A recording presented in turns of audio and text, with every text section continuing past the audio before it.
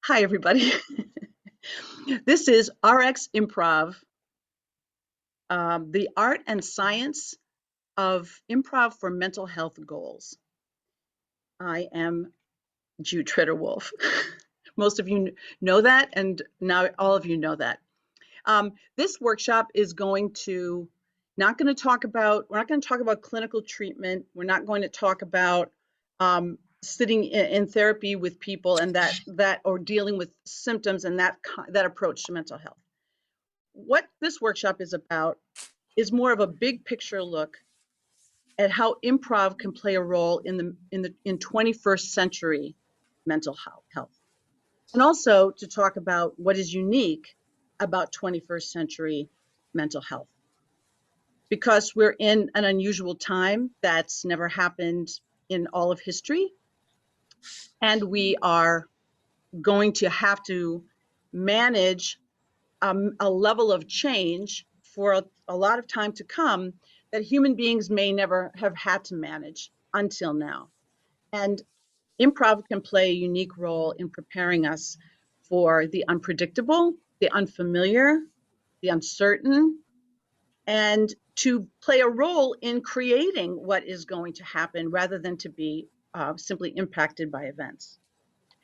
So with that, we're going to start with just to get us in the room and get us to, it's a large group, so it's not a verbal exercise, but it's a little bit verbal. So this exercise is a synchrony exercise.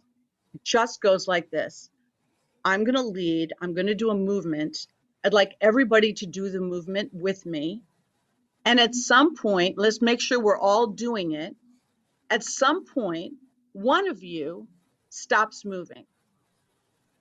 And if you notice that somebody stops moving, because just be watching everybody, then you also stop until everyone is stopped. So we want to be watching everybody, just keep your eyes on everybody. And if you notice someone stops moving, you also stop.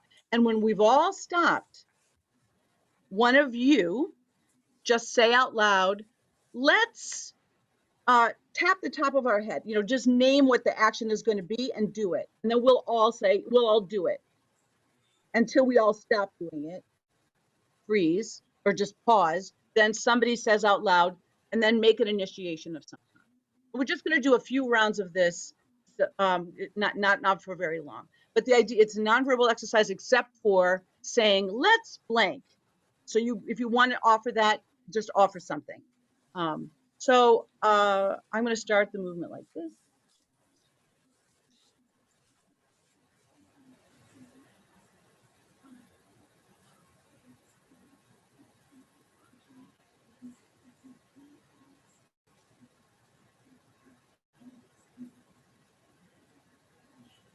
Let's touch our nose.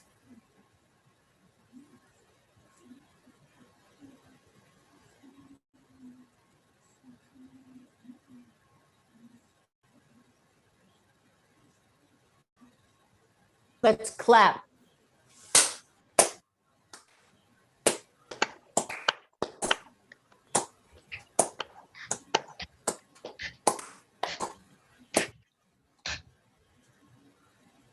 Let's make funny ears.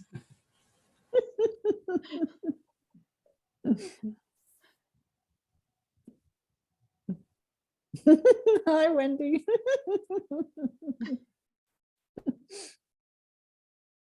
Let's snap.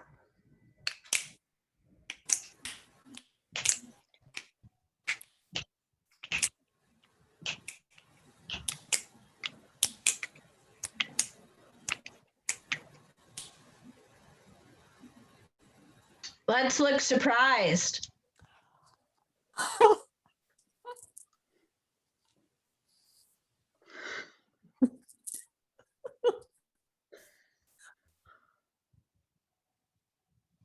Let's act like chickens.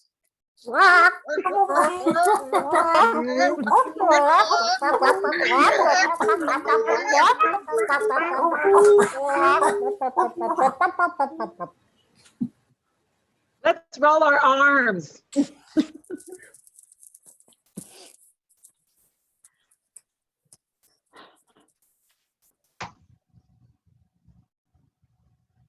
Let's keep blocking the camera.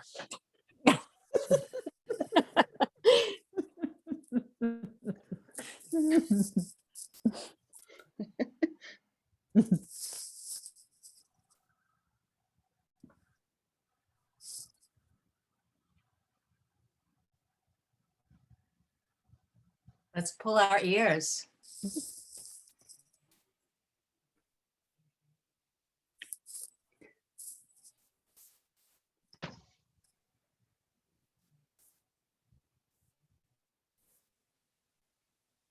And sorry, who was going to offer? Go. Let's pinch our noses. Hi, Fred. Hello. Fred, we're pinching our noses.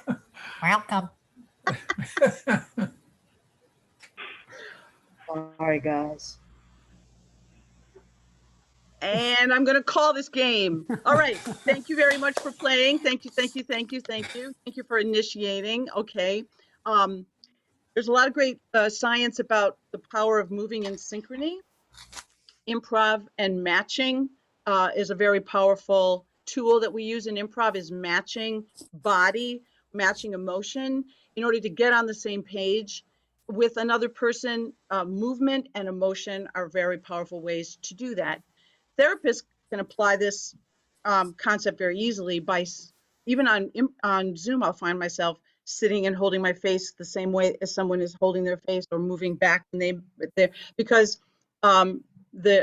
it's very calming to our brain that what the research would say, or does say, is that when people are moving in synchrony, they're more likely to be cooperative later on. So that's why the military uses marching and moving in sync to get people on the same page in a nonverbal way. So thank you so much for playing that game.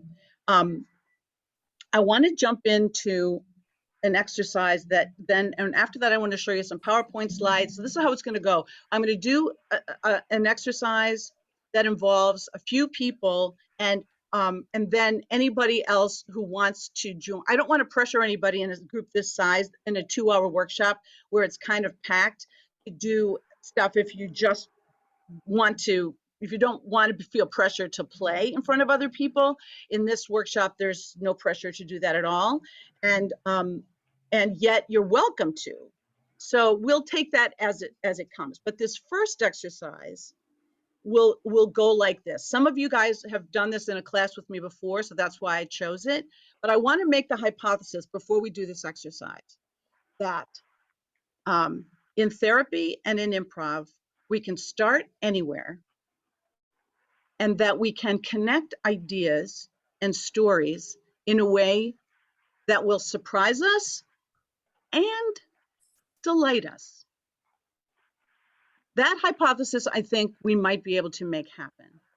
And when we connect stories and ideas in this way, we are, in a creative way, managing uncertainty.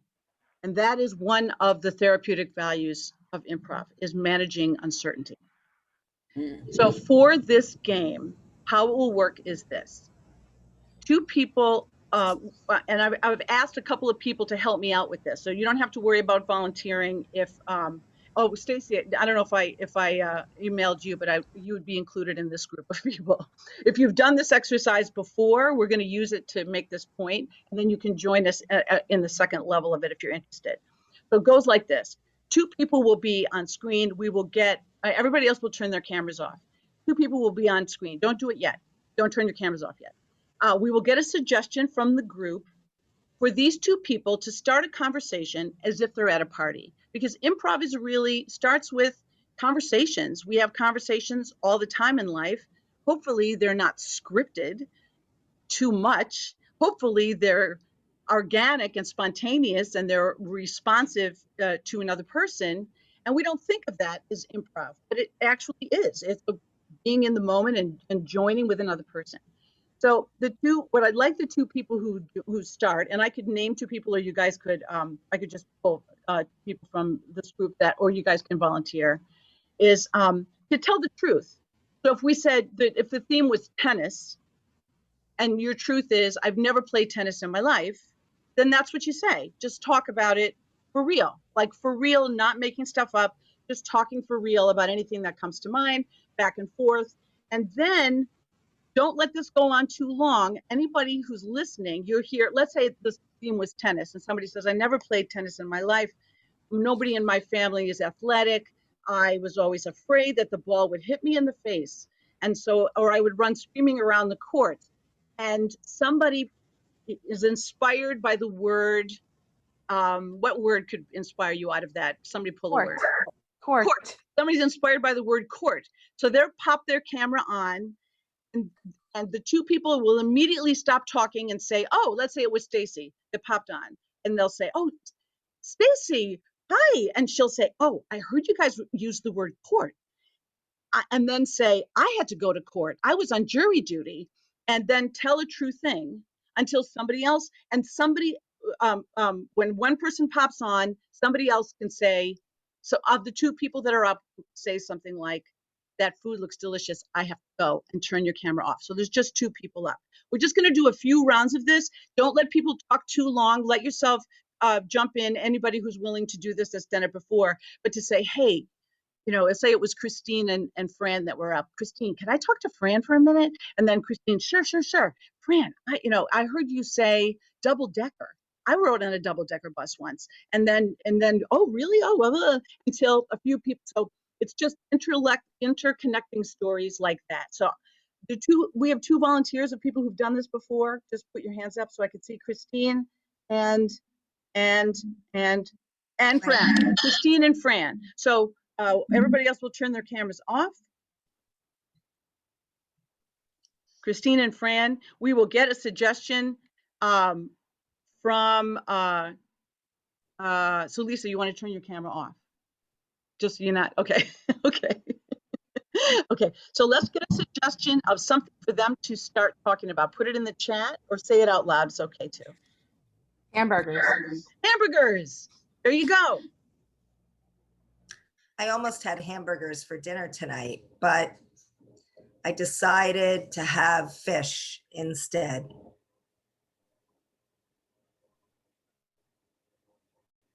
I hate fish.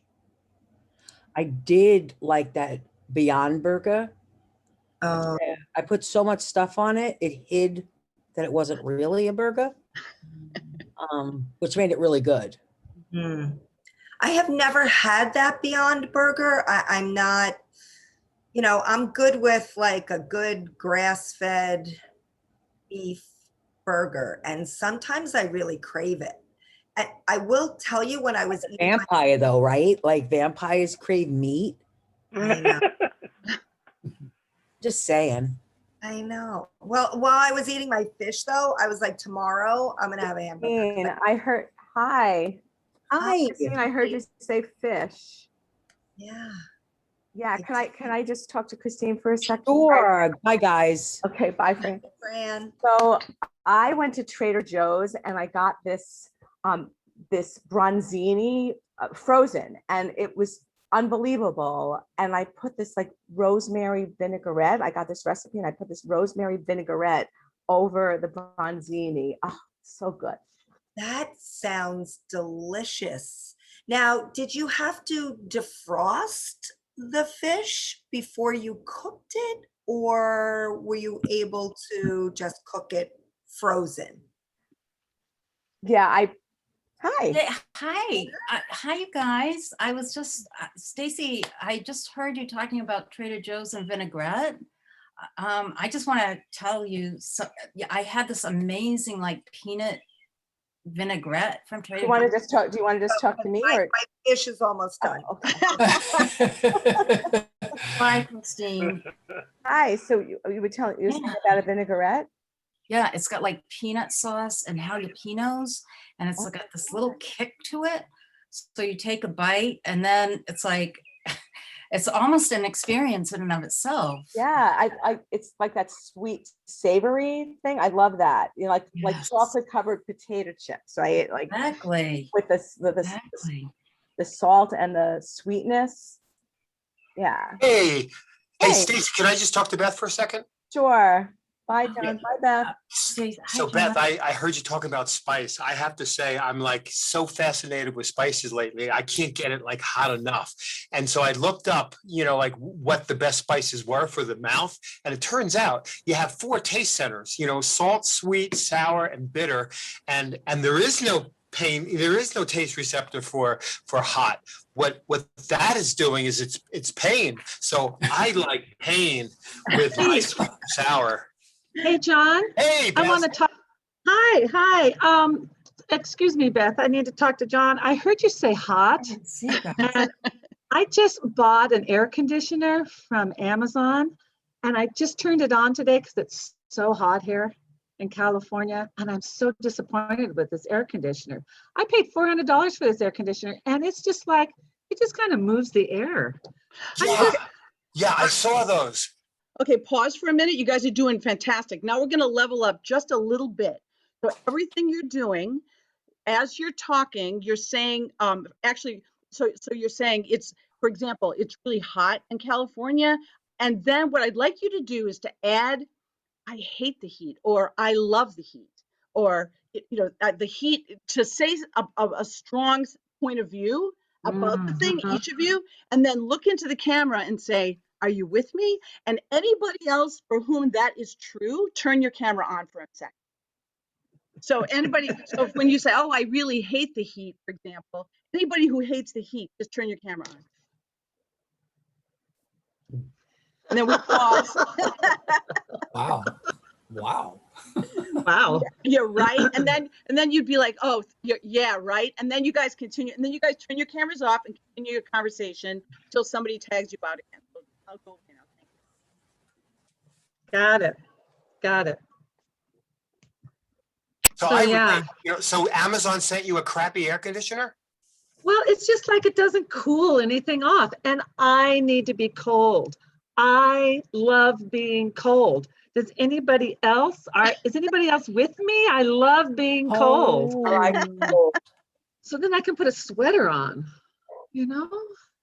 Thanks, guys. Okay. Awesome. Hi, Nancy. Oh, Nancy, I can't hear you. I hate when you can't hear someone. Does anybody else hate when somebody leaves their mute on? Oh, yeah, you know what? Leave it. Oh. I know. No mute shaming. No We've all mute done it. shaming in We've this all group. done it. Everybody. Yeah. Yeah, we all do. Okay, so Nancy, Hi. Hi, Bess, I want to talk to John. He was talking Okay. about that pain stuff in his tongue. I need to know about that. Got it. I'm going to go get this air. So John, you were talking about that pain on your tongue and tasting. Yeah. I'm really interested with all that tasting stuff that you're talking about. Yeah. I'm trying to do this new diet and I'm trying to figure out foods and taste. Tell me pain in your tongue. What were you talking about? Yeah, well, it adds a little sensation that you didn't really have before. I switched over to like all plant-based food and I love it. But there are some, beans that are just kind of tasteless. But if you add a little chili powder or you add a little jalapeno, that jumps those beans right out of the pot. And so that's what I'm pursuing. Hi. Hey. Oh, excuse me. Hi, John. Do you mind if I talk to Nancy? Sure. Bye. Yeah. Hey, Fee. Hi, Nancy. I heard you say that you're trying out some new things. Oh, yeah. Yeah. Trying out some new things. Yeah, Yeah. I'm trying out That some new plant-based. things too. Yeah, I'm Yeah. trying out some new things. I'm trying out saying no more. And, NO is my new yes. And when I'm saying no, I'm saying yes. When I'm saying yes, I'm saying no. So does anyone like to say no when you really don't want to do anything? Are you with me? Yeah. Yay. Okay. All right. There you go.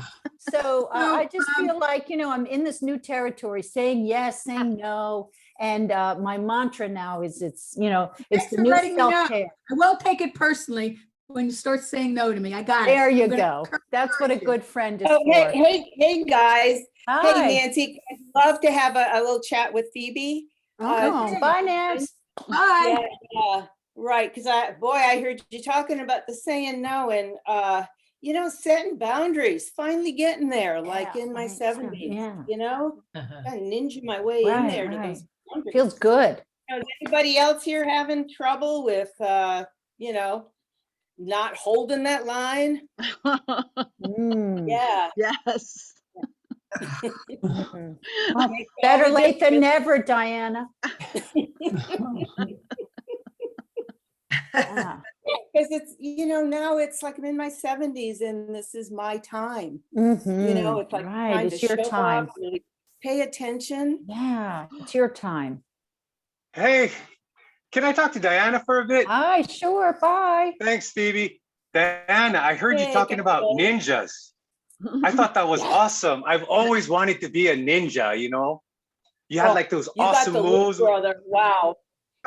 I do. You think I Yeah. could really don't you just love just doing martial art moves? You know, just Yeah, letting everybody out loose. here love those martial arts moves.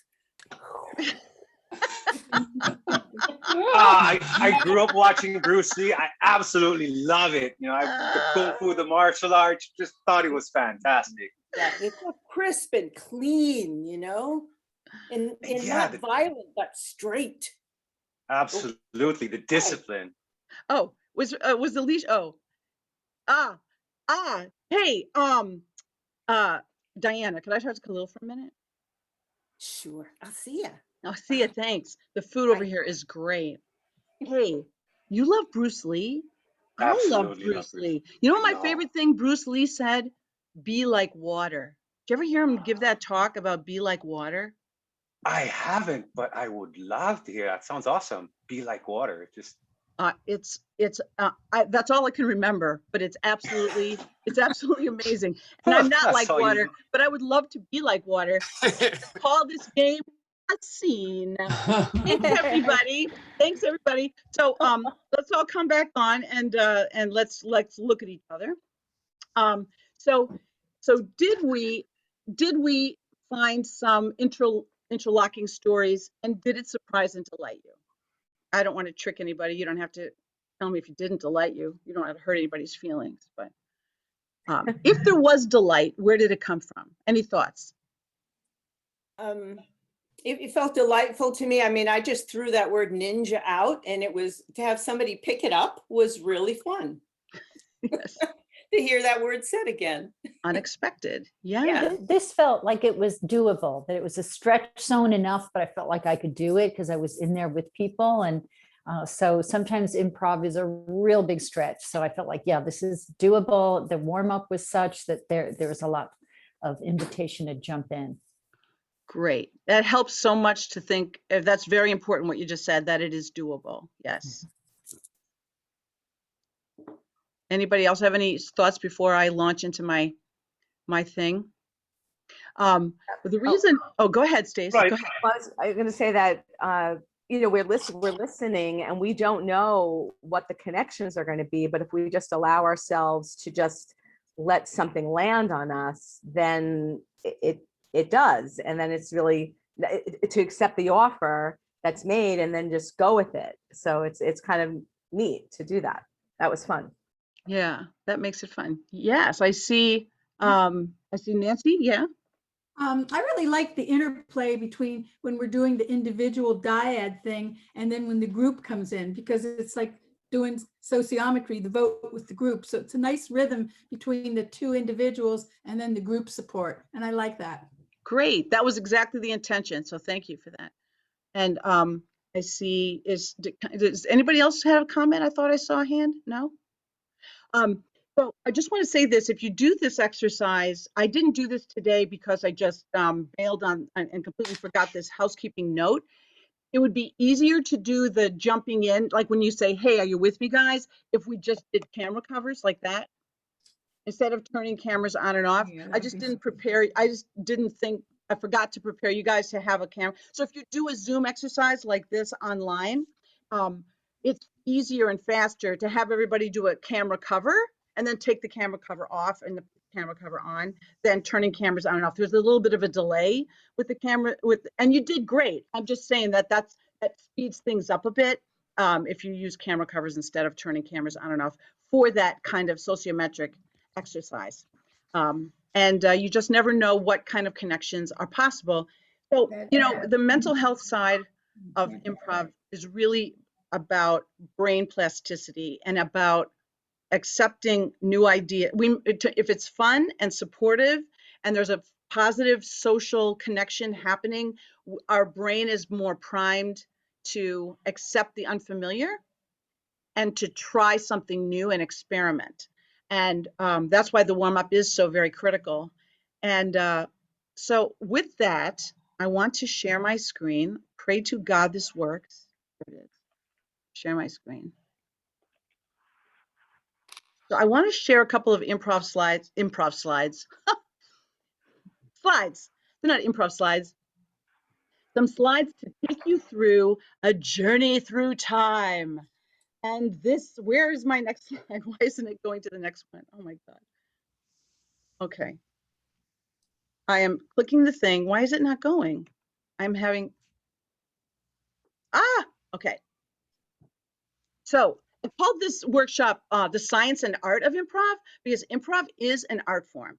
And like all art forms, it deals with transformation, the creation of something new, using what is available, using some form or structure or media that is available. And all art begins with a vision or a new idea. I mean, art can be an old idea, but artists try to find some kind of innovation, some movement forward, something that hasn't been seen before to try to be original. And scientific thought begins with a vision or a hypothesis. So I kind of threw out that word hypothesis at the top to be all sciencey for you guys. And to make this point, that both art and science begin with a what if, a willingness to see things differently than how they have been seen before. And good. That and also I'm wanting to. Okay, so let's go back through time here. We're going to just talk a little bit about the theories of how things are over the course of centuries. We're going to do like a 1-minute overview of scientific thinking and how that affects what we're talking about today. So 26 centuries ago, science said the earth is below, the sky is above, that's it. The earth is flat, we're down here, the sky is up here. And then this scientific thinker, Alexander, asked this question, a what if? What about the moon and the sun revolving around us? What if the sky is not above us, but all around us? So he came around to the idea that the sky was all around us. And then Pythagoras, 500 years later, in 500 BC, comes along and says, I got it. The earth is at the center. He figured out that the earth was a sphere. Just wanted to make sure. I'll just do it. I hear somebody talking. Does somebody want to mute themselves? Because we can hear a conversation, which maybe isn't meant to be heard. Sorry about that. It was somebody who came in. Okay. So as you can see in this visual here, the earth is at the center of these circles. And this is what people believed. The earth is at the center of the universe. And this was a revolution. And as a revolution to say the earth is round and it's at the center, great, Pythagoras, so close. Well, then in 1610, many years later, centuries later, Galileo created a telescope, a very, very powerful telescope. And in that telescope, he is able to see other planets. And he sees that these planets don't revolve around the earth at all. They revolve around the sun. And he wrote a treatise called Message from the Stars, and he published it. And anybody know what happened to Galileo when he did that? No. He was promptly arrested. It was the Inquisition. Yes. He was forced to recant and spent the rest of his life under house arrest. He was back and forth between prison and living in his home under house arrest. Because this new idea that the sun and not the earth is the center of the system violated everything that came before it. And the church and politics were not prepared to accept that. They didn't accept it for many, many years. So this new idea was just completely rejected. Well, then along comes Einstein. We're skipping a lot of centuries here, and a lot of physics in between. But Einstein and all the new physics show that not only is the sun at the center of our solar system, that there are infinite solar systems and infinite galaxies in an expanding universe. So over this amount of time, we've gone from saying Earth below, sky above, Earth at the center, everything revolves around us. None of those things were true, but they felt true at the time. People believed them to be true. They organized their whole lives around those truths. Then Galileo goes to prison, so people are afraid to believe this new truth. And then Einstein shows something that throws a curve in all of it, that everything exists in relation to everything else. Now, why am I talking about this?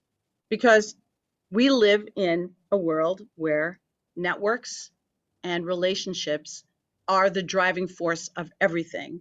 And technology is driving the way we organize the way we communicate, the way we pay our bills, absolutely everything.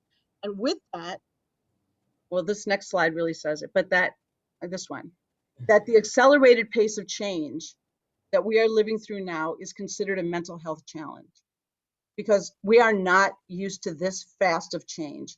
I mean, think about the change from Blockbuster video to streaming, Netflix streaming. Just simply, I'm an insane movie person. So that's simply that change alone is unimaginable to the me that got married in 1986 could not imagine Netflix streaming into not just my television, my friends, when I'm brushing my teeth on my phone. I am watching a movie because I find brushing my teeth to be very boring, except when I'm watching a movie. But who knew that we would be walking around with computers in our pockets? Improvisation is grounded in this very idea that Einstein showed us through science, that everything is in relationship to everything else. Everything is connected. In the improv mindset, we are all supporting players. Everybody's part of it. Nobody's really the star, but we make each other feel like a star by supporting each other as if you are a star. And that's how we grow. And stories and characters are created through interaction. Well, so this brings us to the most serious definition of mental health from the World Health Organization. It's a state of well-being in which an individual realizes his or her own abilities, can cope with the stresses of life, can work productively, and is able to make a contribution to his or her community. That's a more global vision of what mental health is. But I really think it's a very important time in our lives to look at mental health in this holistic way and not so much in a diagnostic, in terms of a diagnosis and a clinical, I mean, those things have their place, but where we're talking with improv is, we're just talking the value of improv is in this very thing right here, the capacity to manage change. Because we are at this point where the pace of change is accelerating, and change is always been challenging for lots and lots of reasons. So I'm going to stop sharing, and I'm going to ask you guys to, we're going to do an exercise now. And any thoughts or comments about what we heard so far? I promise you I'm going to pay off that sciencey stuff, I think. I hope it makes sense that we need to rethink mental health for our times. I didn't want to get into a whole history of who would have been considered mentally well in Galileo's day, but I will tell you that having a difference of opinion of almost any kind, you'd be considered mentally ill during many times in history. And we are at a point where we can redefine this, and we can use what we know about neuroscience and what we know about relativity to say, let's think about things in this holistic way. So anybody have a thought or a comment before we do an exercise here? Yeah. I just want to say that I appreciate the thoughts you have in particular about diagnosis, because it's I really struggle sometimes with the idea of putting people in boxes, you know, and limiting their search for growth or health to, you know, to those little limiting boxes. Very frustrating to me sometimes. Right. And the systems that we're in, we get paid that way. We are sort of judged that way. But I will say, and so it is, but we can also think for ourselves. We can think for ourselves as people who work with human beings. What is a person's goal? What does a person want? And we're going to play with those ideas in terms of using improv exercises to address those questions that we can then use when we close the door and we do our work with people. We're working with a human being, even though we may have to talk diagnosis and so forth in other realms. But we can understand the role of improv has to do with brain plasticity, beliefs, and belonging. And this accelerated pace of change absolutely makes people, is putting us in a situation where of dislocation. We don't always know where we belong. We struggle to find our place. That was not the case in those other years. When the earth was low and the sky was high, people knew their place. They only knew 100 people in their entire lifetimes. And they had the same brain that we have. So we have to step up how we use our brains. So we're going to do an exercise that I'm going to call a noodles and sauce exercise. Noodles and sauce meaning this. If you eat pasta, others eat pasta, though it may be gluten-free, love pasta. Pasta is amazing, and pasta is made amazing in different kinds of ways based on the sauce that you apply to it. Tomato sauce is different than clam sauce. Clam sauce is different than Alfredo sauce. In improv, what we would call the sauce is a different emotional tone or a different attitude that we would bring to the same activity. So I'd like to do an exercise and then talk about its application to this whole idea, if that's okay with you. It is, you can always choose not to play, but if you are okay with playing, everybody has a number. So how many do we have here? How many people do we have here all together? Everybody who has a number 1, 1, 2, 3, 4 number ones. 21. We're okay, great. So how it will work is this.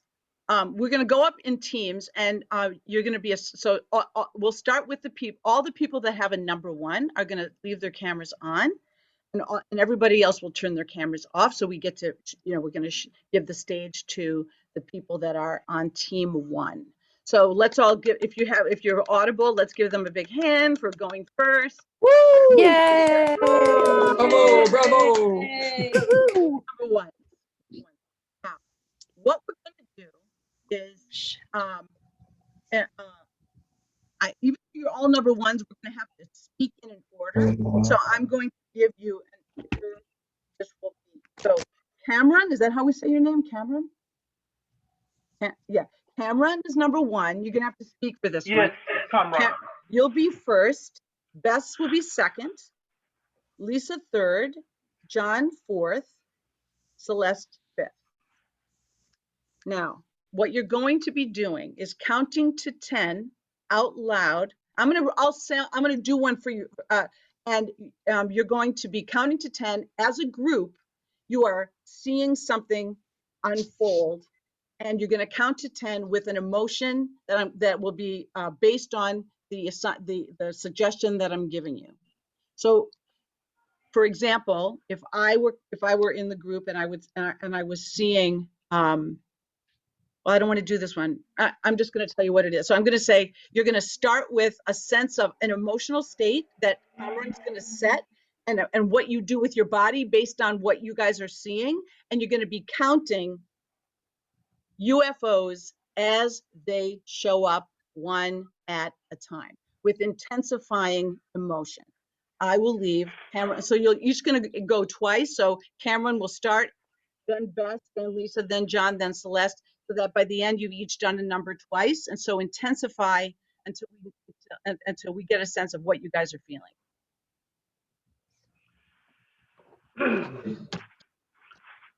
One, two, three. Oh, no, sorry. 4, Best goes two. 5. Best, no, Cameron, you only do one number at a Oh, time. sorry. Best go. So you start. Go ahead. Start again. 1, 2, 4,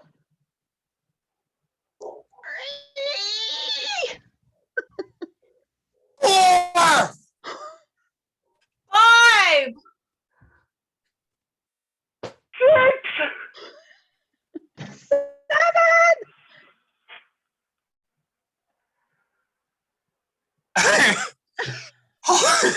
Shit.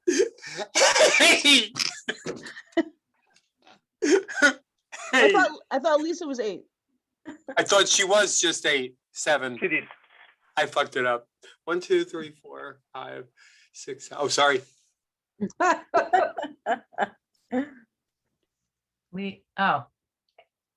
So Lisa, Go ahead, Lisa.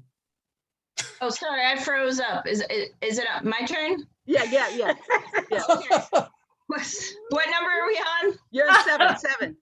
You're 7? Yeah. Okay. No, you're 8. Oh, she's 8. You're You're eight. 8. You're 8. Sorry. I'm 8.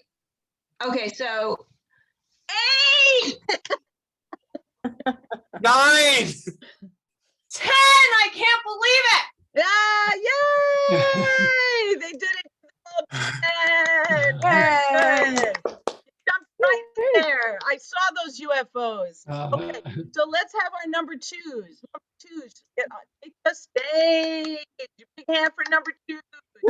Yay! Woohoo! Number 2s. We're going to do the same thing, and it will be in this order: Stacy, Bill, Michelle, Beth, Wendy. Stacy, Bill, Michelle, Beth, Wendy. You are counting dolphins that are showing up around your boat. Okay. 1, 2, 3, 4, 5, 6, 7. 8, 9, 10. Yay! I never left the stage. So yeah, I meant to turn him off, but I didn't. That was delightful. Thank you. Okay, great. Thank you, number 2s. So number 3 is I will not skip through with you, although so this one will be Fran will go first, then Alicia, then Phoebe, then Amy, then Christine. So Fran, Alicia, Phoebe, Amy, Christine. You guys are counting the roses that just came for you with increasing emotion as you count them. 1, 2, 3, 4, 5, 6, 7, 8, 9.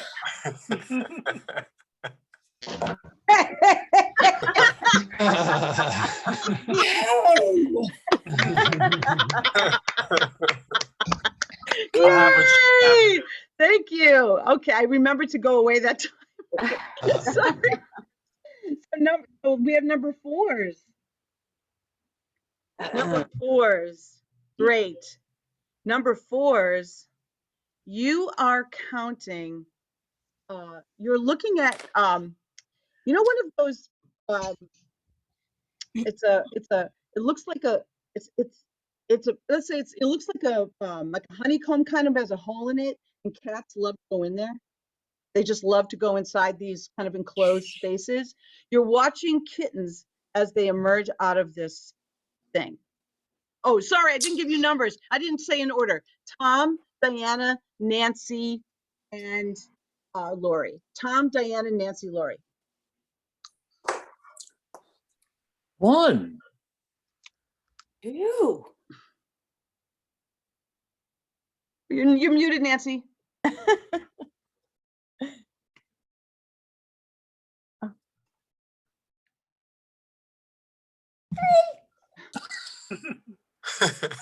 Four. 5. 6. 7. 8. 9. 10. Yay. Great. Did everybody have it? Is that everybody? No. Or do we have another group? Oh, that's it. I thought we had. Fours. I Just didn't see fours, past I think. 4. Oh, we don't see past 4. Okay, great. All right. So so let's all come on back, and okay. So that's just a basic noodles and sauce exercise where we're all you're just doing the same thing, but layering on, of course, a different kind of sauce based on what your emotional state is. So what does this have to do with mental health? Any thoughts? Anybody have a thought?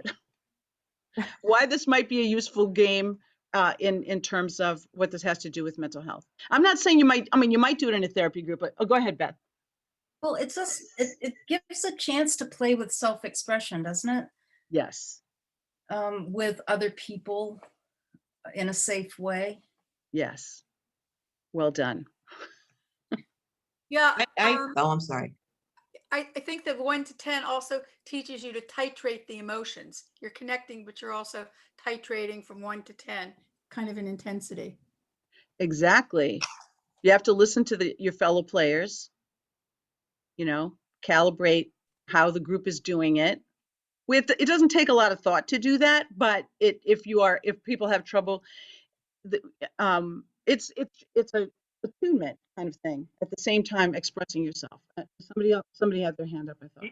Yeah, I also want to say, in terms of it being a group exercise, it's a practice of witnessing emotional expression in others, and how, you know, one particular incident can have all these different range of emotions or range of expressions. So that's very helpful too.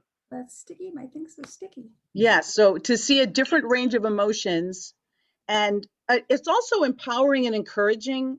I mean, I've been a therapist a long time, a really long time, and it is still challenging for people to show their emotions, to feel a flow of emotions with other people.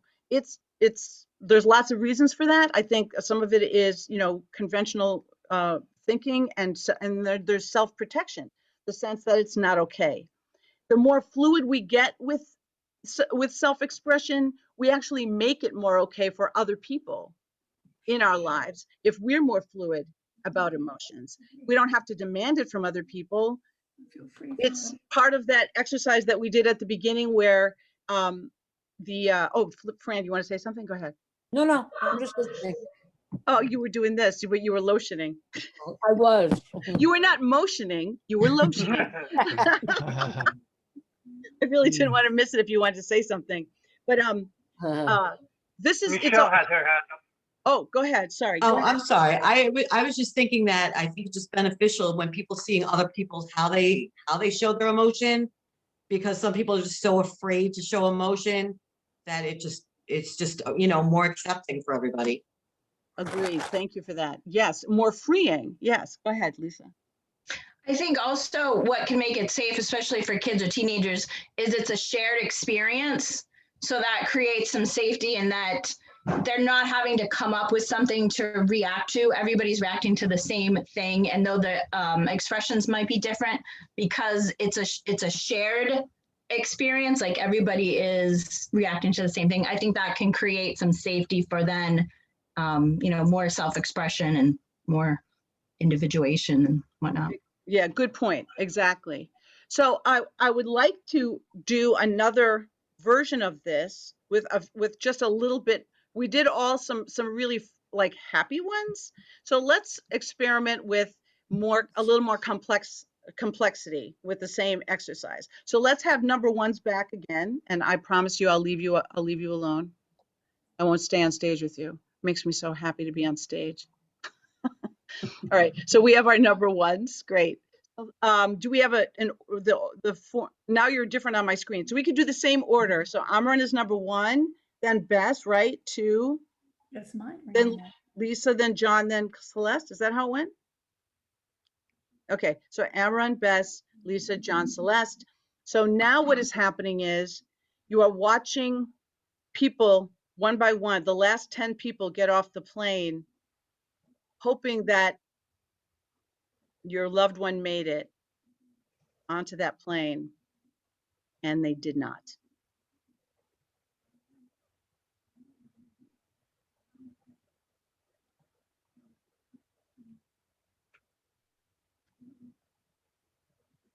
Oh, you're muted, Amran. Oh, don't turn yourself off. 1, 2, 3, 4, 5, 6, 7, 8, 9. 10. I'm so sorry. Oh, they missed the flight. God, I hate to leave you guys like this. Mm. Thank you for a beautiful performance, though. I thought you were going to help us. You just, I thought you were gonna take us I out of hate our to leave you like this. Goodbye. They didn't make it. They didn't make the flight. Okay, so let's have our number twos. Number twos. Oh, number twos. Do we have the order of number twos again? Let's go. That's who is Stacy, Bill, Yeah. Michelle, Beth, Wendy, like that. Okay, because you're in a different order now, so I won't get that right. As long as you guys know what to do, it's okay if you have pauses anyway. So what's happening here is that you're noticing some charges on your credit card bill that are not what you want to see at all.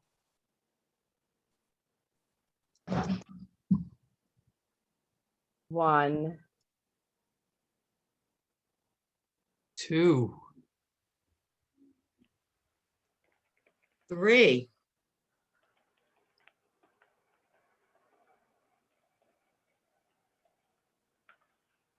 4, 5, 6,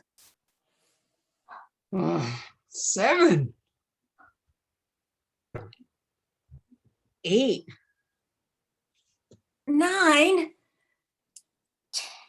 10. Oh no, what's happening to you guys? What's happening? What is your imagination about what these are about? What does each of you have in your head about this? My grandson charged on my phone. He ordered a bunch of cars on one of his video games that I let him play. And he's actually been running up. oh no. That'll happen. Anybody else have another imagining from this? I went on a shopping spree and didn't realize it. Oh, it was your own. It was your own. theater tickets that got charged 10 times. Oh my gosh.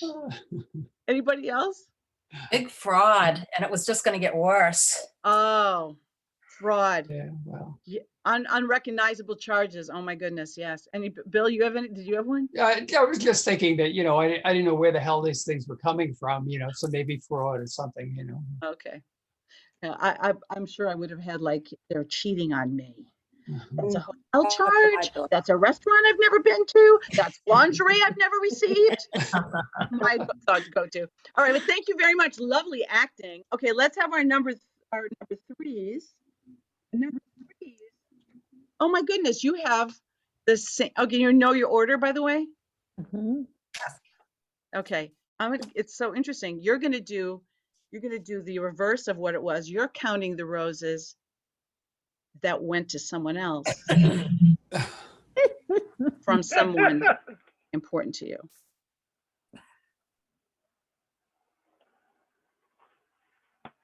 One.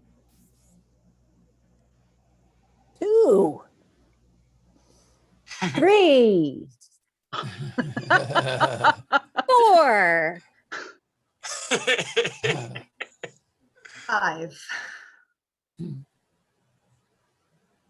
6. 7. 8. 9. 10. No! Oh no, we should not be laughing at your betrayal. That's good. Is that everybody? Do we have another group? One more. No other group. That's it? That's everybody? I feel like Nancy didn't go. And fourth. Oh yeah, group 4. Oh boy. Group 4, you are counting the dents in your car.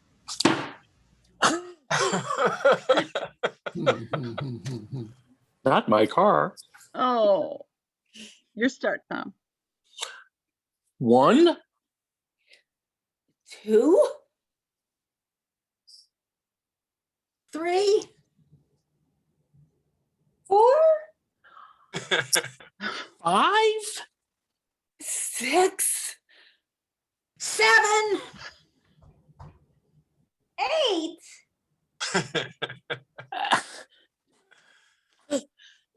9. 10. Oh no! I'm so sorry. Why you oughta? I'm so sorry. Good acting. Very good acting. Okay, so let's all come on board. Let's come on back in the room. So, what was it like to do those ones with a very different kind of emotion? Very fun to watch. I will tell you that. Very fun to watch everybody. What do you thought? Any thoughts about what that was like? Well, I felt like I had this. I still don't understand it. We have these melted tire tracks in our driveway today. It wasn't hot enough. It's like the tires, for some weird reason, and I started counting them. 1, and there were about 6 of them. The most bizarre thing I've ever seen in my life. I could understand if it was like July and 110 degrees. So you had a genuine car mystery that you were reflecting off of there. Yeah, I still am wondering how this happened. Yes, Stacy.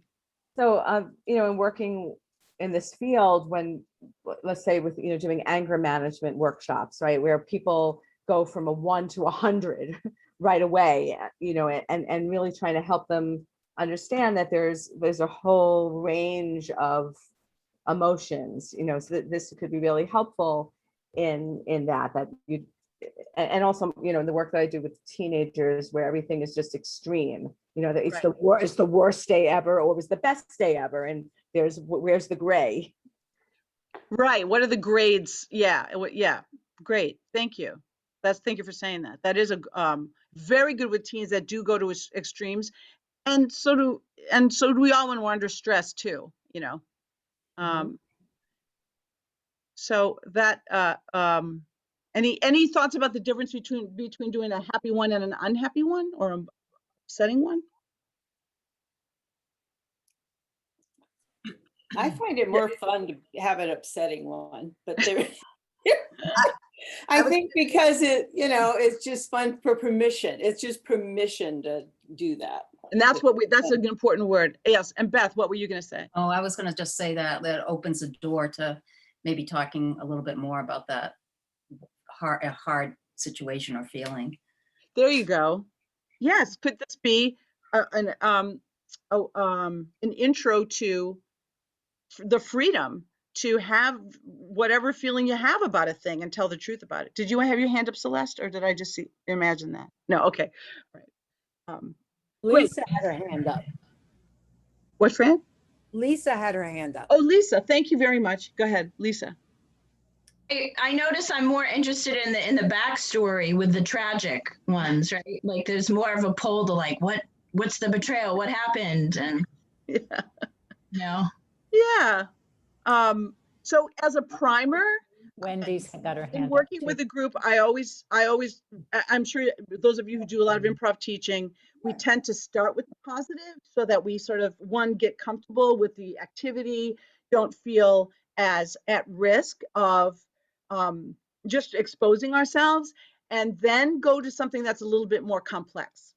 Yeah. So it is very interesting to watch an, a story possibly unfold and see what how your imagination is ignited by an unfolding tragedy. How many freaking roses did this guy send, or this person, this woman, somebody sent somebody that was supposed to go to me? I love that idea. So anyway, great. Now, so brain plasticity, let's just go to this idea. So the four, we're dealing with, when we're talking about change, we're talking about having to pivot, possibly have the way science changed people's beliefs, but science changed very slowly back in the day. It took hundreds and hundreds of years for something to change. So many, things remained static. Beliefs didn't change very much at all. And people didn't have to challenge beliefs. In fact, they would be imprisoned if they did challenge beliefs. Well, now we're in a time, and so just saying that beliefs are very powerful kind of cornerstone of how we organize our behavior, our perceptions. And so changing beliefs about ourselves is a core mental health issue.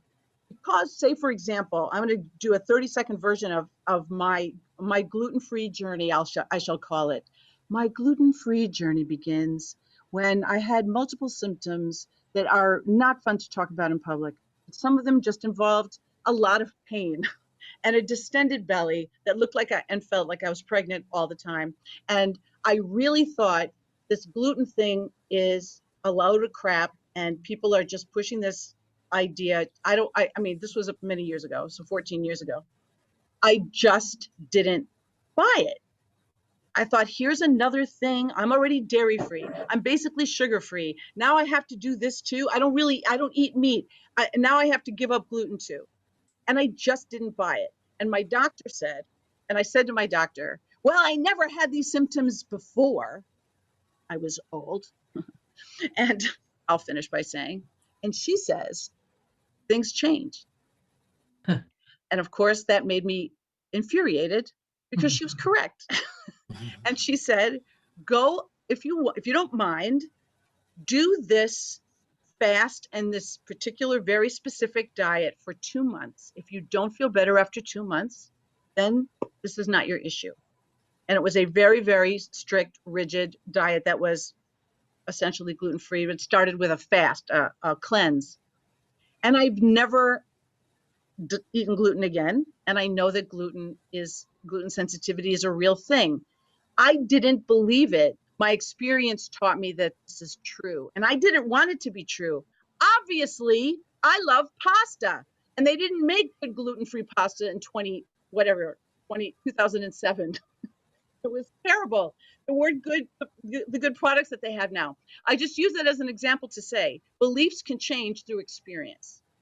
But we can actually help people to work on massaging beliefs, working with beliefs that are hard to change so that they can change their lives, right? So some beliefs we're going to play with using an exercise. I call this exercise the park bench because I call most exercises the park bench, many of them.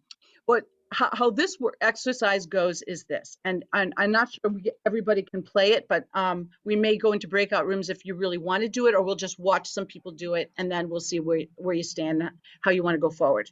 So it starts like this.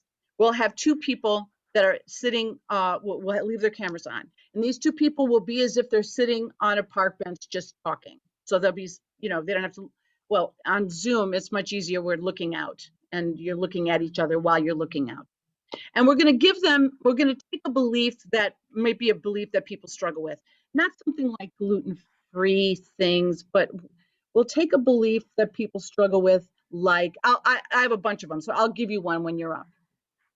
And person A, I'll probably assign person A to be the person that has a very strong opinion about this, a very strong opinion. So let's say it was this gluten thing is it's just a hoax. It's just another way for some company to make a bunch of money. I don't believe it. It's a trend, yada, yada. And my partner is going to match that so closely. You, of course, you know, like really yes and it really be almost a yes, you know, like a, what's the word, a hype person almost. Yeah, you know, really join with that emotion. That's the first level of this exercise. So you just, that's all it is like say your point of view, and then your partner's just really going to reinforce it. And so who would like to try this? Who would like to try I see Christine's hand and I see Wendy's hand. So let's say Christine and Wendy, let's turn our cameras off, and I'll have, let's say I'm going to have Christine, you'll be the person who's, I was going to send it to you in the chat, but I'm just going to tell you what it is. I'm going to say, your belief is if you're not good at something, you just shouldn't do it at all. There you go. And I'll just call it after a few minutes. And I can support her, right? Yeah, 100%. You're like all in. Yeah. You know, I was trying to learn how to play golf, and I'm just not that good at it. So I just feel like when you're not good at something, you just shouldn't do it. Yeah, I agree. I mean, yeah. No, I agree completely because, you know, we're in such a competitive world that one, you really don't want to look bad. Two, it takes a lot of energy to, you know, change and practice and time. And who's got time these days? Exactly. I mean, there are things I'm really good at. I'm not going to waste my time with the things I'm not good at. I couldn't agree with you more. I mean, you might as well emphasize your strengths. And yeah, we all have weaknesses, but you know, why bother dealing with them? Like, just focus on your strengths. Yeah. And, you know, like those weaknesses, do I really want people to see those weaknesses? Absolutely not. Nope. Absolutely not, because image is everything. So you've got to like live up to an image of perfection. Otherwise, why bother? Particularly for Facebook.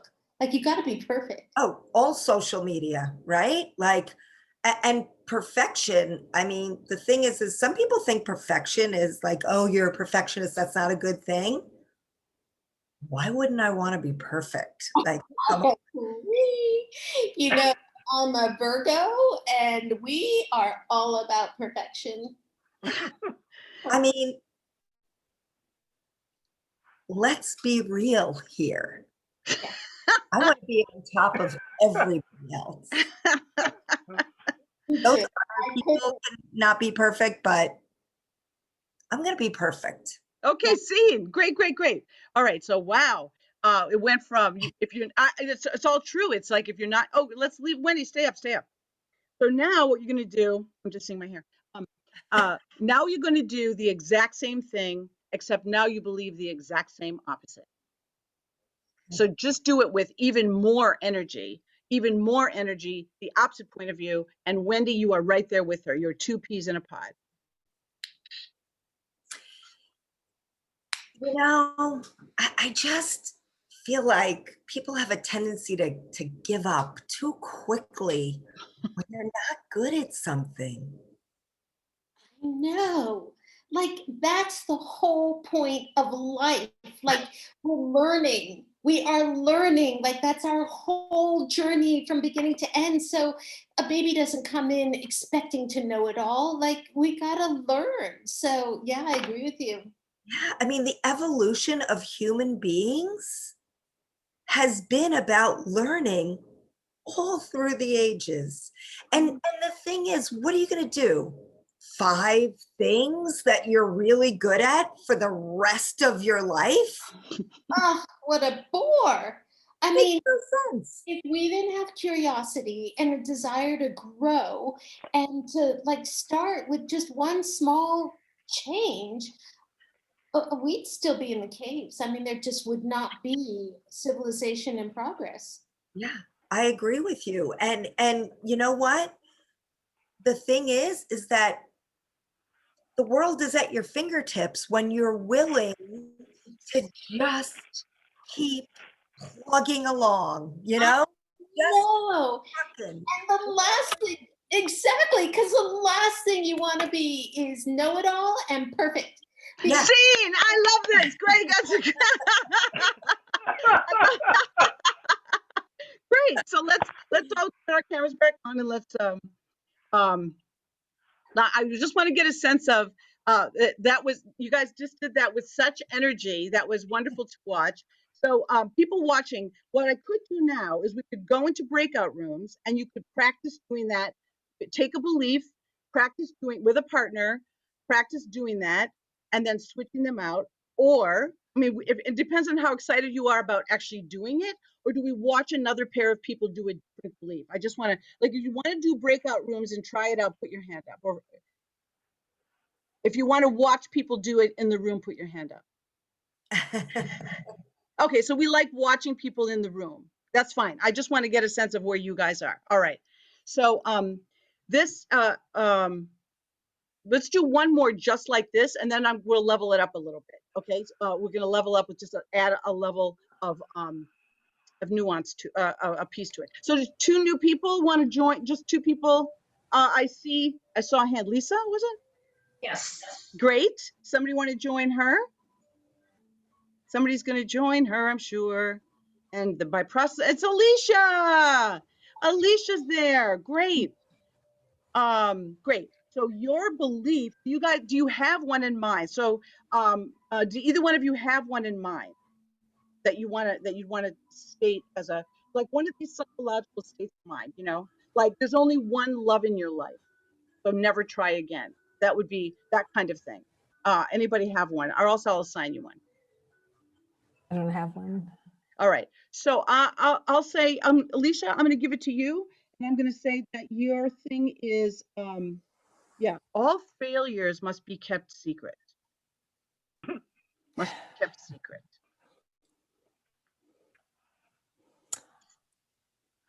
All right, you can't tell anyone, but I just took this quiz and I failed, and that's it. You know, no one can know. It's a disaster. Everything that's bad, I don't want anyone to know that I can't do this. I don't want them to know I'm a failure. You really need to hide that part of yourself. It's not acceptable. And I don't even know if you should be telling me this online, because if this gets oh my God. As a quiz failure, like I don't think we could continue to be friends. I don't have failure. All my friends like are winners and get A's on. I am so not worthy to be your friend. I don't know what to say. And you're right.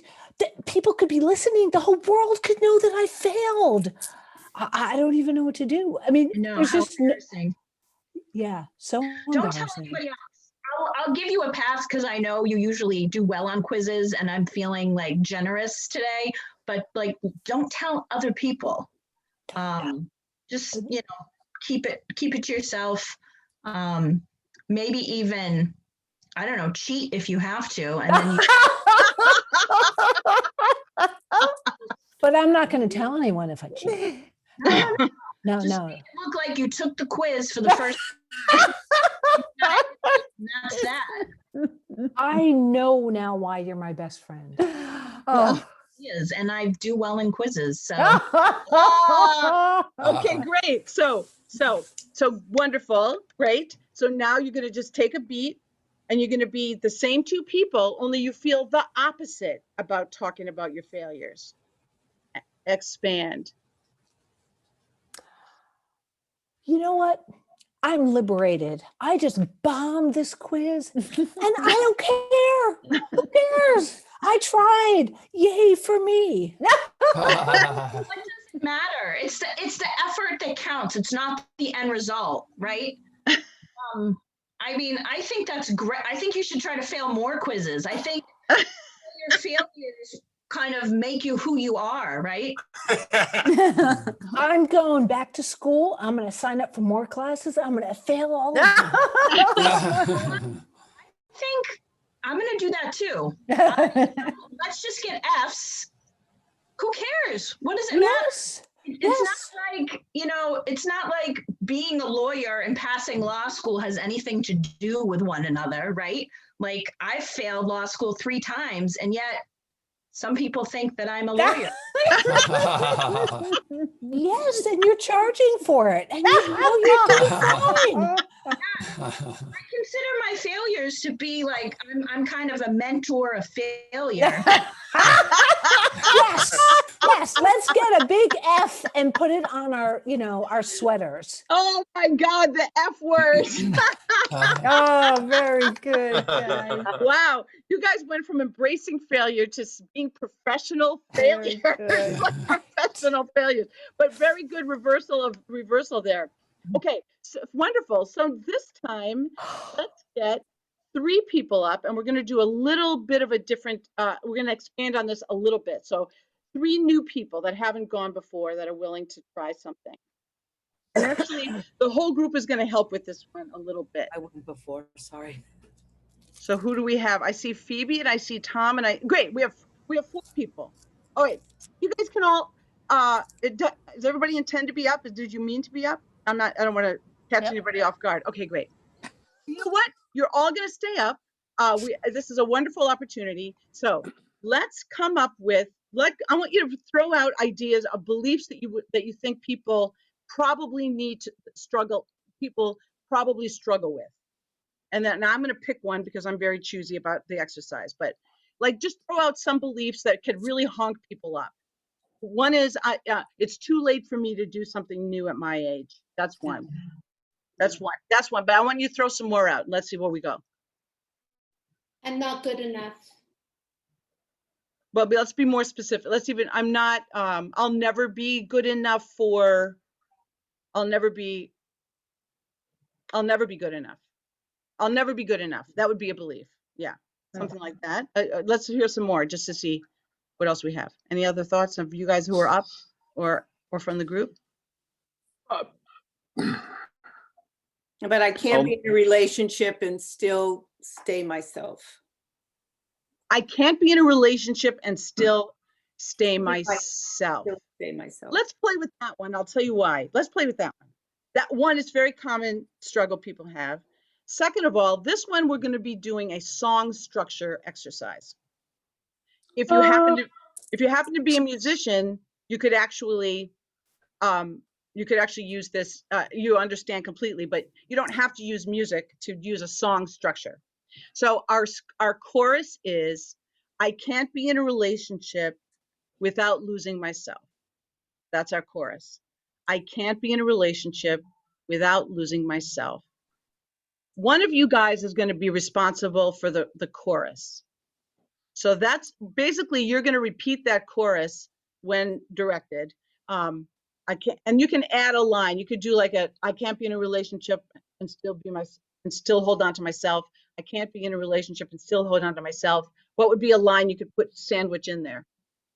I'm losing myself in this relationship. I'm losing myself. I'm losing myself. I can't be in a relationship without losing myself. So that's the chorus. And if we weren't on Zoom, we would all be singing that in the room, and I'd have my guitar and we would have fun with it. I wish we could. It sounds chaos. So doesn't work. Who wants to be responsible for the chorus?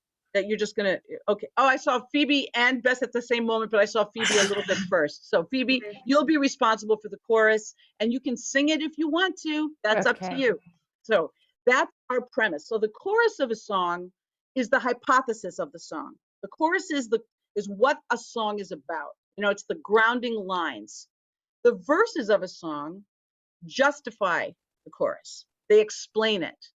So I'm going to say to Bess, you're going to be responsible for verse 1. Verse 1 is going to be, you don't have to rhyme, nothing like that. It's a monologue where you're going to justify and come up with, examples and reasons why that chorus is true. And when you're done, you finish by saying, I can't be in this relationship without losing myself. That cues Phoebe to do the chorus. Then John, you're going to do a verse. And it's a free association. If you find yourself, don't worry about rhyming, don't worry about anything like that. And then when you feel like you've run it, you're going to justify and double down on what Bess said. You're going to listen. The idea is listen to what your partner said and then double down on it even more. Verse 2, or what about this? In addition, another reason why. Oh, more reasons why. Then the chorus. Then Tom is going to say, on the other hand, and then you're going to give another take on the same thing. So they're going to give all the reasons why that chorus is true, and you're going to say, on the other hand, and then you just... Isn't it opposing? Yes. Okay. On the other hand, this and this and this, and then when you're done, just pause, and then you might say, back to Phoebe, oh, who am I kidding? So, Phoebe, anytime you're ready, you can begin. I can't be in a relationship without losing myself. I can't be in a relationship without losing myself. I can't lose myself if I'm in a relationship. I can't lose myself and be in a relationship. I'm walking down the street and I see a man. I say, hey, come here. That's my plan. He comes walking up, and then what happens to me? I disappear. Where did I go? Where did I go? I disappear. I'm so freaking codependent. Look here. Where did I go with my codependency? I just left. I disappeared. I can't be in a relationship without losing myself. I can't be in a relationship without losing myself. I lost myself. Lose myself. Okay. Well, I fell overboard of a boat one day and I saw someone else's life pass away. I get absorbed like some water on a sponge. She says, come here, and I just want to run myself. I can't be in a relationship without losing myself. I can't be in a relationship without losing myself. I can't be in a relationship without losing myself. Come back here. Can't do it. Well, I've lost myself in a relationship, and I love the relationship because I've lost myself, and I've lost myself to someone I love, because it's all about love, and loving each other is losing yourself in the other person, because it's the way it's supposed to be. And I haven't been the happiest in my life ever since I've met this person that I am now with, and I love losing myself with her, because I'm not really lost. I've been found. Me, I can't be in a relationship without losing myself. I can't be in a relationship without losing myself. Yay! Bravo, bravo. So, I did not expect you guys to sing, and I absolutely am blown away that you sang. That was so much fun. And I love that Tom said, I am losing myself. There's a whole other way. So It's the next level. Come on, you know. It's next level, exactly. And so anybody want to give any kudos to those singers, those players, and then just say anything about that exercise, what that was like?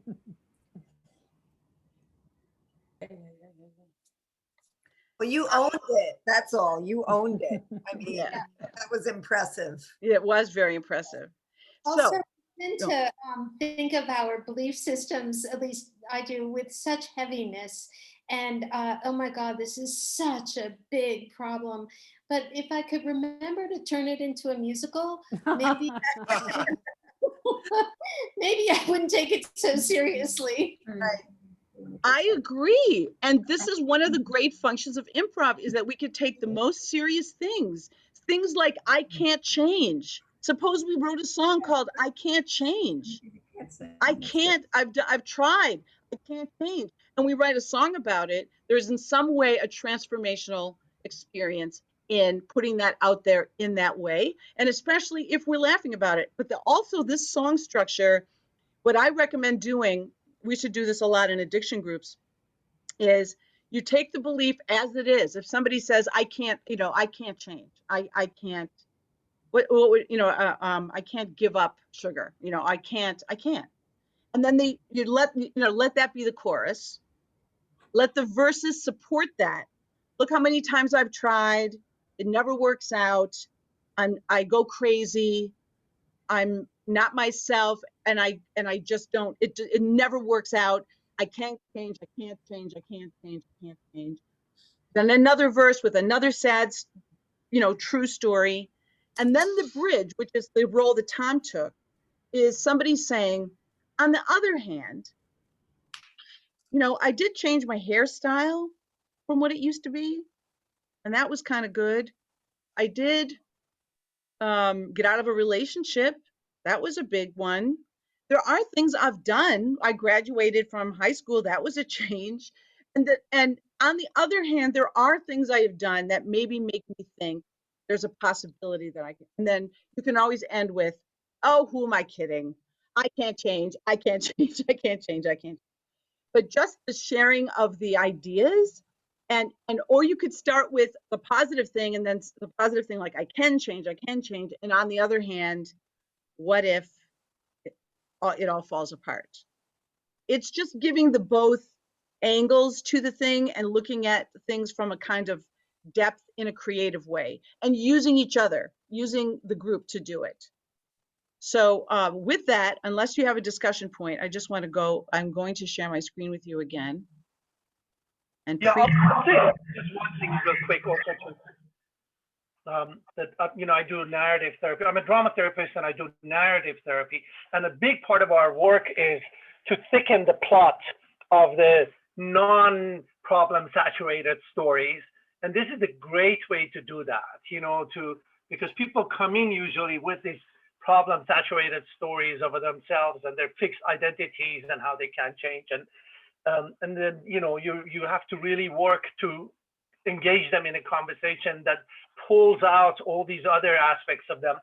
And I think this is a wonderful way, artistic way to do that. Wonderful. Thank you. Yes. Every angle that we can, and also if you are musically inclined or people, you know what? There's another way we could tackle that same thing that if we have time, I'm going to get to, which is, I need to share these slides with you, but what you just said, I can yes and that a little bit, because if you're musically inclined, you can say, is this a ballad? Is this a blues song? Is it a musical, like from a Broadway musical? What is it, a gospel song? So that you could give kind of a style to it, even if people don't want to sing. But sometimes you have a group like this where people are very happy to sing. So, and that gives some more life to the whole thing. All right, so share my screen. I want to share. Okay, so the capacity to change is at the heart of mental health. This is what we're dealing with here. Okay, now my slides aren't moving. Why? This happens. Here we go. The belief that we can change fuels hope, and that we can participate in creating our future. And this is very important right now, because what we do in the moment, what we do in the now, is creating our future. That's always been true as human beings have been alive. That said, it's never been that the period of time between choices and consequences becomes shorter and shorter and shorter. And so that's the accelerated pace of change, means that information comes at us quickly, consequences happen more quickly. We have to be able to think faster. And improv is a wonderful way to do that, and to explore with the idea, what if I can change, and to provide some tools to try things out. And like I say to myself in the morning, if the universe is expanding, maybe I can too. So the improv philosophy is what if, let's experiment, let's try this. You guys seem to be very game about that, and that's not news to you. And the vision or the idea is happening in real time. It's happening right now. And the something happening right now element of improv is what makes it a high stakes thing to do. There's risk involved because it's happening right now, and we don't. And the good thing is, so it's after it's over, it's over. So that's how it went when we had an experience together. But those experiences create new neural pathways because every experience we have creates new neural pathways. As the pace of change accelerates in modern life, resilience is essential. And there's this whole piece, if you look down there, how resilience works, improvising our way out of trouble. This came out almost 20 years ago in Harvard Business Review. And to be honest, improv has been around for a while, but as the applied improv network and all that didn't exist at that point. And so people were applying it, but not there isn't as much known about it. But Harvard Business Review was writing about the importance of learning to improvise, to make the most out of what is available, to understand and accept the reality of a situation. That's the yes, that improvisers take on rather than avoid what is difficult and disruptive. And we use creative capacities to make meaning out of experiences.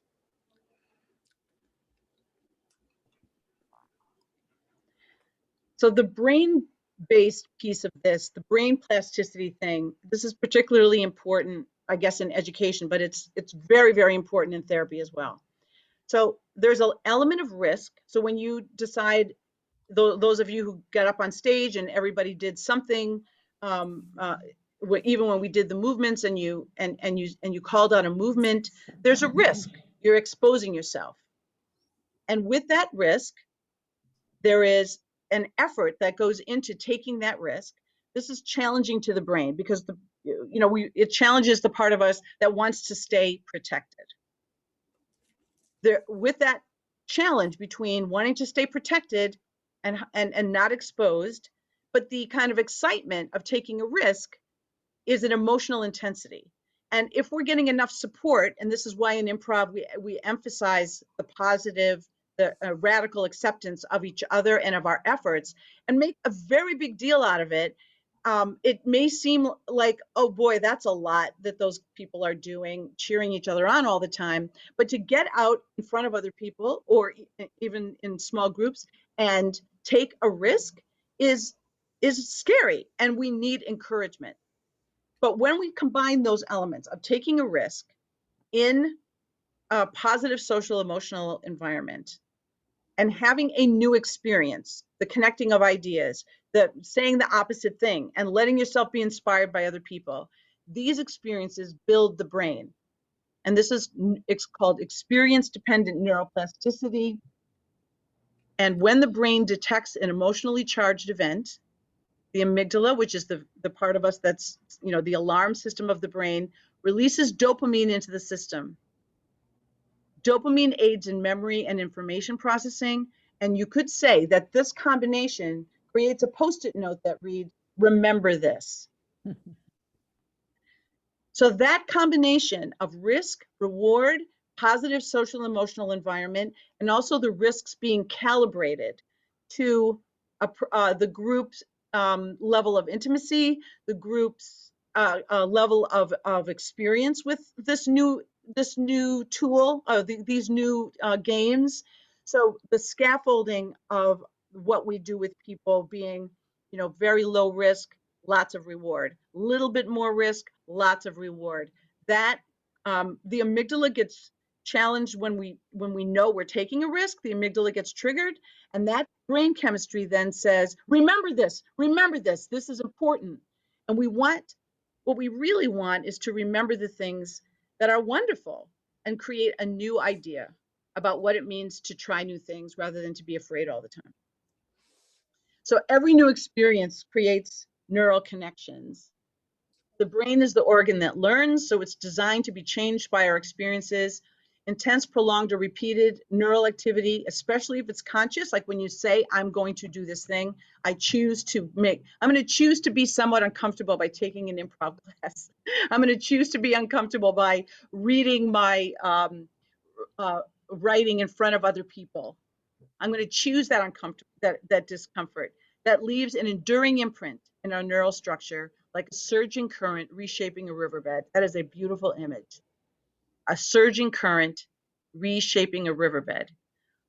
And positive psychology works this way. The tools and the skills of positive psychology work this way. And we can take the tools and the practices of improv into any world and know that what we're doing is forging these new neural connections that have a lasting effect well after the experience is over. I had to bring in another scientist because I'm science obsessed, but that we are dealing with ideas, we're dealing with each other's ideas, like that original exercise that we did tonight where you took an idea and you let that inspire you, and then and try another idea, and all of that was a risk. And then think about ideas. I had this idea to weave science into this thing tonight, and I was really, really scared to do it. And I'm hoping that it's going well, and I really can't tell. But I will say that I took some hope from Nikola Tesla, who was like a radically different thinker about science, with ideas. It's like a dizzy heights you climb. At first, they cause you discomfort, and you are anxious to get down, distrustful of your own powers. But soon, the remoteness of the turmoil of life, as you start on that journey, that creative journey, the turmoil of life kind of leaves you. And the inspiring influence of the altitude of just going higher in your thinking calms your blood. Your step gets firm and sure, and you begin to look for dizzier heights. You want even more. And that's the thing that the amygdala is doing, that's saying, remember this, is saying, try this again. This was rewarding. Try it again. And that's why we go and we take another level of improv class, a harder level of improv class. And then we do a show and we say, hide your failures. No, I'm just kidding. Okay. And then there was a wonderful quote by Julia Louis-Dreyfus. Discomfort is a very underrated feeling. And she wasn't just talking about acting. She's a master in her acting of playing characters that are very uncomfortable in their own skin and are in awkward moments. So here's this last bit, and then a dash of discomfort mixed with fun and support. Activate a sense of personal agency, like I can do this, I can try. Redirect worry and anxiety toward curiosity and action. Curiosity rides the same tracks as anxiety. They're like trains on parallel tracks, and you can choose which track you want to go on. So anxiety kind of spirals out, and curiosity goes to something new. It strengthens the psychological muscles for managing uncertainty, which we very much need in a process of change, and is an opportunity to practice skills that can grow and evolve. The grammar on that slide is not good. I will fix that. Oh, sorry. So this is 2 studies. I'll send you guys a bibliography with some with these citations on it if you want. I'll send you this PowerPoint. You can just have it, and a few other references as well. But this Peter Felsman did this study in 2020, and this other one is a little older, 2013. And there are others that are not quite on the nose of this one about divergent thinking, uncertainty tolerance, and well-being. Those are the 3 really the hallmarks of how improv affects mental health, as those are the hallmark. But so discomfort's a part of it, and just knowing that discomfort's a part of it, for me, has always been helpful to say that discomfort passes and turns into a resilience. It turns into a new strength. It turns into an ability. If we don't have the discomfort, then we're saying, I can't change. And there's one last slide that I want to show you. So this is a fun fact. So there are more neural pathways in your brain than there are galaxies in the universe. There are so many networks in our brain. And every time we have a new experience, We are creating new neural pathways. But what's wild, and if you want to read about this, here are two references on the bottom here, is that when they use these powerful microscopes and they look at the micro networks of the brain, the neural networks of the brain look like the universe. Oh. You cannot tell the difference. And scientists will say, you could read the whole piece, they'll say, we are on the cusp of knowing so much more, and science is going to change yet again, and so much more is going to be known. So let's not settle. We are on the cusp of knowing we are part of something so amazing. And that's just a fun fact, that our neural networks look like the universe, which I had to share with you. Wonderful. Yes. These are slides that probably weren't meant to be in here because I didn't properly format them. Wow, Jude. Wow. Oh, so wow. Thoughts? It's just wonderful how the synthesis of, after all of the applied improv that we've experienced with you, then to see all of the underpinnings, the way you have connected the dots. It's just very exciting. Thank you. I'm very excited to share it. So anybody else have anything you want to process about that, what we just saw on the, Beth, did you have a hand up? Oh, I'm sorry. Go, Beth. Well, you're muted, dear. A couple of things. One is I just wanted to make the point that there's also that when we're doing those risk-taking activities with the graduated risk and building trust, there's also the experience of everybody else getting to affirm people. And I think that that's somehow an important thing to note, because I think that might be joyful for us to see that we can help somebody feel better and grow, and that's something to, anyway, just note. Well, I love that. That's a wonderful point, because I would link your idea this way, to say, I think you're saying that part of the reward is encouraging and being excited and watching other people. That's part of the reward for us. Is that what you mean?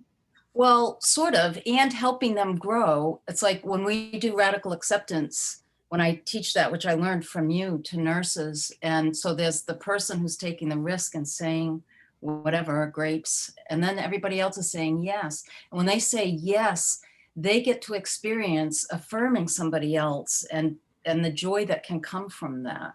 Yes. I'm yesing. I get that. That's all a part of, so they get that joy and from affirming someone else. And it does create almost instant joy, that exercise. Yeah. It's like an empowerment thing on both sides. Yes. And then I just had this abstract thought that I've had throughout this workshop about maybe we're, as human beings, individuating from oppressive cultures. And so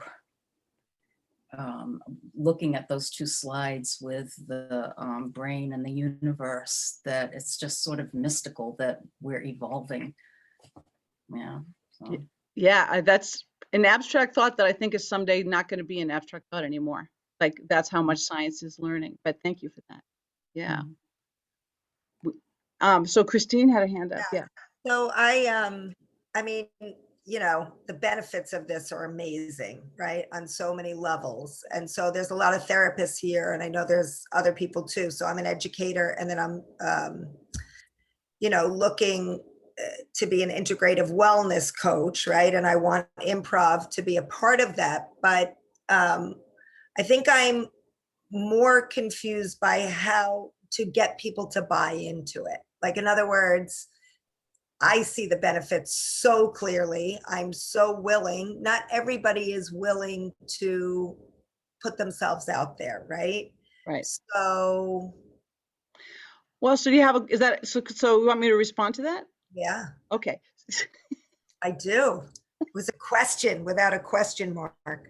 Well, okay. So one, you're up against the thing that all of us are up against as applied improvisers, which is whatever world we're in, except for maybe business, because business schools use improv and it's become much more of a thing.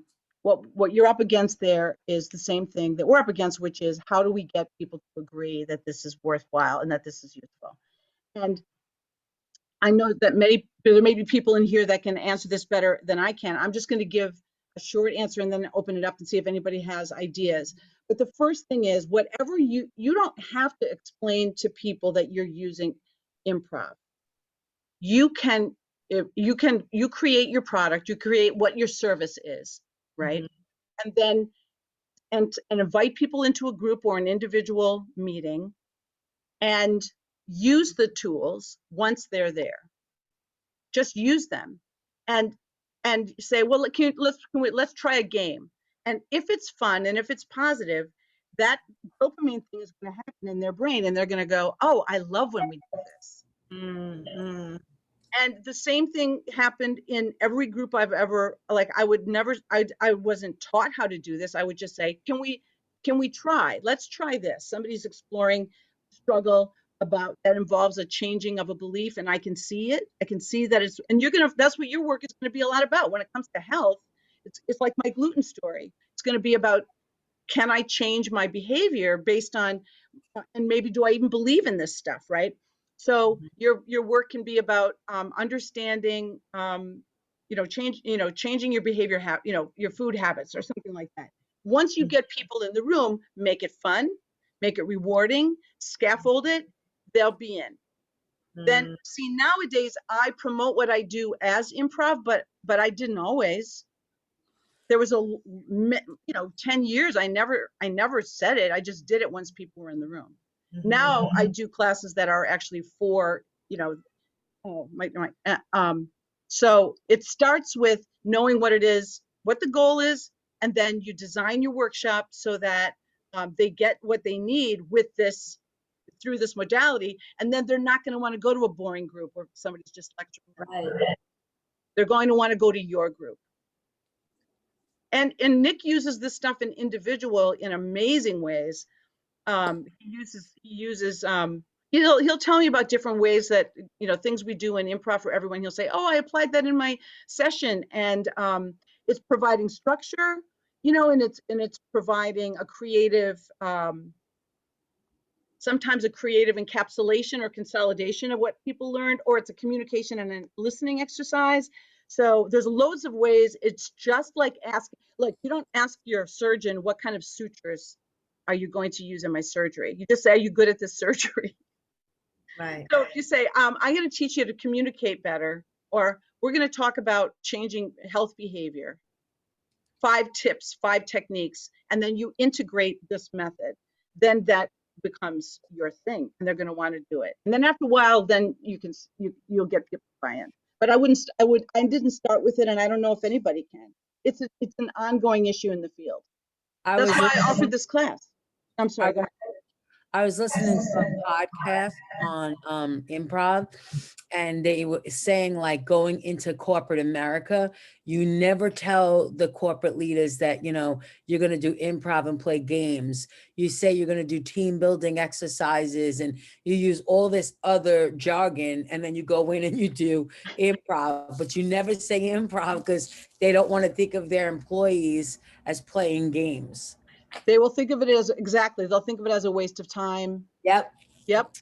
So and the thing is, I don't think it matters. I think we're at the point where improv is at a tipping point where we know so much now. There's more and more research. Fran, did you know your camera's off? Did you want it to be off?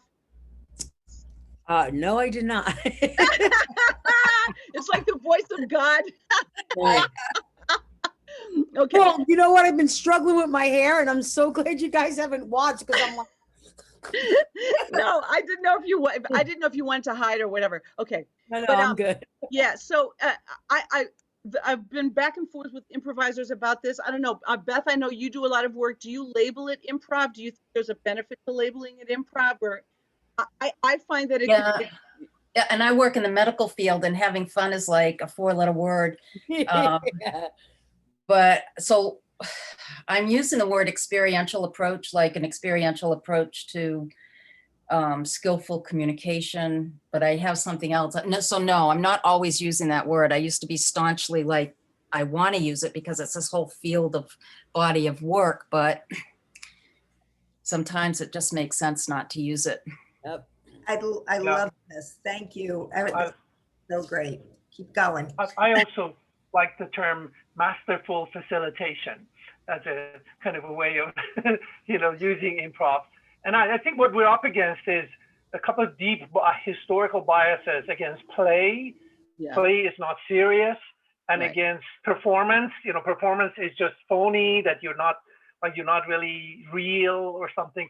And we're also up against empirical sciences that really don't pay as much attention to this kind of artful work. So I think part of it is like this self-consciousness about being playful, not being seen as a serious facilitator, or and I think it's really helpful. This session today was very helpful in just highlighting some key categories of mental health and self-development that we can use as a way of then introducing these experiential exercises. Thanks. Wonderful. Self-development is a great word. Changing or looking at behavior, belief, reimagining, reimagining something has been a good title that I've used sometimes for trainings, because it captures kind of what we're doing but also could be reimagining. I don't know what I used it for. I think I did reimagining anxiety. And it was about curiosity, going into curiosity and connection, curiosity and connection. But using language like that, so we get people in the room, and if we structure the workshop so that it is meaningful for people, that's the thing that's we become then effective. And anybody else have any insights into this that's using this or wants to? Celeste, yes. You're muted, dear. Yeah. I work a lot with individuals and couples, and I use the word experiment a lot. Like, let's just try an experiment, because I have to be very spontaneous and make something up on the spot. I'm not doing anything that's been, and people are like, well, I don't feel comfortable. I said, isn't that great? You don't feel comfortable. You want to feel comfortable, or you want to make a change. And, I kind of challenge people, and I have to be on the edge of wanting to be playful myself, but I find the more I do it, the more I enjoy doing it. And also when they start doing it and they start laughing, it just relaxes everybody. So I do it a lot more one-on-one. I don't run those kind of groups, but experiment is my big word. Let's just do a little experiment and see what happens. Thank you. That's a great word too. Yes. And it is an experiment. It's a try. Let's try. Thank you. Anybody else have a comment or a thought? Because here we are at 8:56, which is, we can't do another exercise. So but I'm glad you guys are asking questions and talking, because there's a lot of content here. So we have to either keep talking for 4 more minutes. Are you planning on doing a follow-up, Jude? Well, I guess I am now. Okay. We'd like to. I think it would be really helpful to maybe even develop it further, or maybe even go back over some of the things that you said today and just expand on it. Well, I'll definitely send you an email with stuff we have coming up, and I loved creating this for today and offering these to, well, basically because I'm taking the way I approach this and putting it out there and seeing if it lands on people. And I have thought about the stuff for a really long time. So I probably will, and I have your email address, so I'll be in touch. And you can always go to LifeStage. I'm going to send you guys the PowerPoint, so you'll have those references. And you can always go to lifestage.me or lifestage.org. They go to the same site and see if there's anything there that interests you that's coming up along these lines. This was a very specific one, so we'd do a part 2, I suppose. It's very kind of you to offer this for free. you know, in the middle of Mental Health Awareness Month. And I'm very grateful to you, Jude, for it. Yes, Jude, thank Yeah. you. Yes. Well, thank you so much thank you for choosing Life Stage. I know you have your. There were plenty of free improv groups to go to, and you chose this one, and we thank you for that. Yeah. Well, I mean, you know, we do lots of trainings that aren't free. So I think it's nice to reach out to people, especially about a topic that, I don't know. It's just a good thing to do. So, well, You're so passionate about this. I love it. Yeah. I really am. I know. I went on a walk today, and I told somebody this. I told Linda this when you got here. Oh no, I called Khalil that I went for a walk and I almost got in a car accident because all I could think about was like, oh, I can't wait to talk about like Tesla. And I was so excited, and then I almost ran a red light. It was not good. I need a chauffeur, a limo. I think that's Jude. Oh yes. Wendy and Lisa have their quick hand up. Sorry, let's go with Wendy and then Lisa. Just super quickly, at the risk of self-promotion, which I don't necessarily want to do, but it makes me think of one of the films I worked on is called Particle Fever. And it's really about the group of scientists as they're in search of the theory of everything. And in some ways, it reminds me of how they're using math, which one might think is not at all improvisational. But they really do use math to creatively almost challenge each other in improv their theories of the universe and the theories of everything. And it is really about art and science coming together, which is where you started the talk tonight. Nice. But I highly recommend it because it's a very fun film. It's on Amazon, yes? It's on Amazon, yeah. On Amazon, Particle Fever. It's a fun ride, but it is about art and science and this group that is searching for the Higgs boson particle, which they think is going to explain everything, including all the dimensions. And it's about the expanding universe, but it's also about improv in its own way. Thank you for mentioning that. I'll try to remember to put that in the email to everybody. Particle Fever, and Lisa.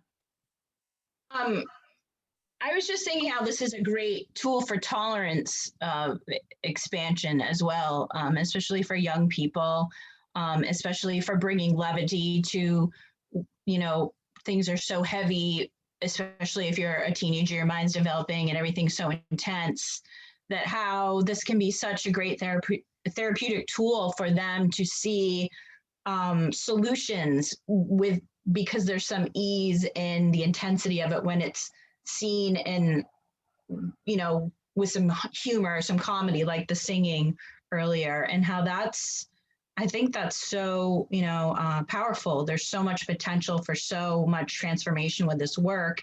We just need to get people at the higher levels to be invested and to care about bringing this work, I think, into all sorts of different fields. And Agreed. Yes. And again, like I'll give you a quick example. I used to run improv groups at a teen bereavement camp, but I wasn't hired to do improv. I was hired to be a group therapist. So we did improv for an hour every morning with these teens that were there, not because they wanted to be, because they did not want to deal with their trauma. They didn't want to be there, but that first hour we had fun. It was so much fun. And when they started having fun, they bonded, and then they were willing to do anything. But that first hour of every single day was improv. But we weren't technically hired to do improv. It was my husband and me. We just did it. You just bring it. And when the results happen, we are got to be the forward thinkers, innovators, pioneers, put it out there. And, but thank you for saying that about teens, because teens really need to know how to create their future. And so they really need these tools. So thank you for saying that. Thank you. Any other hands up that I missed? Somebody said something. I think Christine gave you a trigger. No.